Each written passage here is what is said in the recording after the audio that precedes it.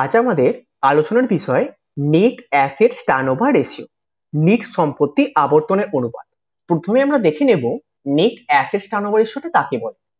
যে অনুপাতের সাহায্যে কোনো প্রতিষ্ঠানের নিট সম্পত্তি বা নিয়োজিত মূলধন, যেটা ক্যাপিটাল এমপ্লয়েড বলা হয়, এবং কার্যনির্বাহের ফলে আগত রেভিনিউ এর সম্পর্ক প্রকাশ করা হয়, তাকে নিট সম্পত্তি আবর্তনের অনুপাত বলে। তাহলে কি দেখলাম? যে অনুপাতের সাহায্যে কোনো প্রতিষ্ঠানে নিট সম্পত্তি বা নিয়োজিত মূলধন এবং কার্যনির্বাহের ফলে আগত রেভিনিউ সম্পর্ক প্রকাশ করা হয়, তাকে নিট সম্পত্তি আবর্তনের অনুপাত বলে। ঠিক আছে, এইবার আমরা ফর্মুলা দেখে নেব। নেট অ্যাসেটস টার্নওভার রেশিওর ফর্মুলা হচ্ছে রেভিনিউ ফ্রম অপারেশন, মানে কি net sales divided by net assets or capital employed. যে অঙ্কের ক্ষেত্রে নেট অ্যাসেট দেওয়া থাকবে তার রেসপেক্টে করব, যেখান থেকে ক্যাপিটাল এমপ্লয়েড দেবে সেই ক্যাপিটাল এমপ্লয়েড রেসপেক্টে আমরা বার করব। মানে অঙ্কের ইনফরমেশন অনুসারে অঙ্ক হতে পারে, অঙ্কের ইনফরমেশন অনুসারে সূত্রটা হতে পারে। অর্থাৎ যেখানে নেট অ্যাসেট দেবে তাহলে স্যার কি হবে ফর্মুলাটা? Revenue from operations divided by net assets. যেখানে সূত্র দেওয়া থাকবে ক্যাপিটাল এমপ্লয়েড, অঙ্কে দেওয়া থাকবে ক্যাপিটাল এমপ্লয়েড, তাহলে সেখানে কি হবে? Revenue from operation divided by capital employed. ঠিক আছে, এইবার আমরা দেখব রেভিনিউ ফ্রম অপারেশনসটা কিভাবে বার করতে পারি। এই রেভিনিউ ফ্রম অপারেশনস এর মানে কি আমরা জানি? Net sales. Revenue from operations যা, নেট সেলসও তাই। ঠিক আছে, আচ্ছা, রেভিনিউ ফ্রম অপারেশন বা নেট সেলসটা বার করব কি করে? টোটাল সেলস থেকে সেলস রিটার্নটা বাদ দিয়ে দেব, সেখানে কিন্তু আমরা পেয়ে যাব নেট সেলস। তবে এক্ষেত্রে আমি আরেকটা কথা বলে রাখি, নেট সেলস আমি আরেকটা ভাবে পেতে পারি, cash sales plus credit sales, তারও কিন্তু টোটাল সেলস বা নেট সেলসটা পেয়ে যাব। ঠিক আছে, কোনো অঙ্কের ক্ষেত্রে কিন্তু ক্যাশ সেলস বা ক্রেডিট সেলস দিতে পারি, তখন কিন্তু তোমরা cash sales plus credit sales যোগ করে দেবে, তাহলে নেট সেলসটা পেয়ে গেলে। আচ্ছা, যাই হোক, এইবার আমরা ভাববো নেট অ্যাসেটসটা কিভাবে বার করতে হয়। Net asset is equal to, আমরা জানি, non current assets plus working capital. ঠিক আছে, তাহলে নেট অ্যাসেট কিভাবে বার করতে পারি? Non current assets plus working capital. আর ক্যাপিটাল এমপ্লয়েড কিভাবে বার করতে পারি?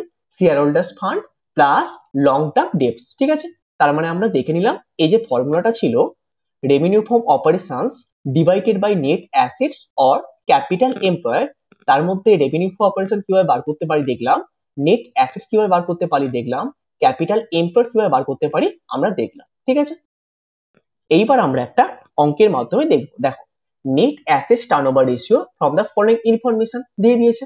দেখো, নন কারেন্ট অ্যাসেটস দেওয়া আছে। ঠিক আছে, আর কি দেওয়া আছে? Working capital. আর কি দিয়েছে? Cost of revenue from operations, আর গ্রস প্রফিট বলেছে 25% অন কস্ট। তার মানে আমার এখানে কস্ট দেওয়া আছে, প্রফিট দেওয়া আছে, আমার যেতে হবে কোথায়? সেলসে। তাহলে cost plus profit is equal two কি? আমরা সেলস জানি, তাই তো? আমরা অঙ্কে দেখবো আস্তে আস্তে। তাহলে দেখো, net assets turnover ratio is equal two, আমি কি বললাম? অঙ্কের ইনফরমেশন অনুসারে আমরা সূত্র তৈরি করে ফেলবো। তাহলে এই ক্ষেত্রে আমার অ্যাসেটটা দেওয়া আছে, তাহলে আমরা লিখবো revenue from operations divided by net assets. ঠিক আছে, এইবার আমরা দেখবো এই যে নেট অ্যাসেটসটা কিভাবে বার করতে হয়। আমরা দেখলাম একটু আগে, নেট অ্যাসেট বার করতে পারি non current assets plus working capital যুক্ত করলে আমরা পেয়ে যাই নেট অ্যাসেটস। তাহলে non current assets plus working capital লিখলাম। নন কারেন্ট অ্যাসেটসটা অঙ্কে ছিল কত? দেখো, 2 লক্ষ টাকা, তাই 2 লক্ষ টাকা বসিয়ে দিলাম। ওয়ার্কিং ক্যাপিটাল ছিল কত? 50,000 টাকা, সেটাও বসিয়ে দিলাম। তাহলে নেট অ্যাসেটটা কত পেলাম? 2,50,000 টাকা। এটা কি এলো?